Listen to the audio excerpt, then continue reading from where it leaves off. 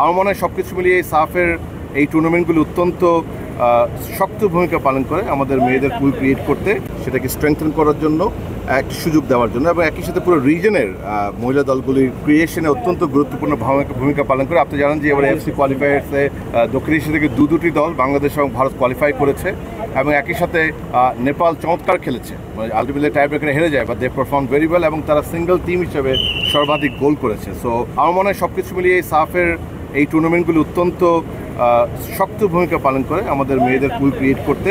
So অবশ্যই আবারও সাফকে সাধুবাদ জানাই, বসুন্ধরা কিংস ইলেভেনকে সাধুবাদ জানাই এত চমৎকারভাবে প্রোগ্রামটা হোস্ট করার জন্য। সবসময় তারা এগিয়ে আসে ফুটবলের পাশে, and of course BFF for hosting the tournament. আমরা খালি হোস্ট রোল প্লে করি, এটা সম্পূর্ণ সাফ করে।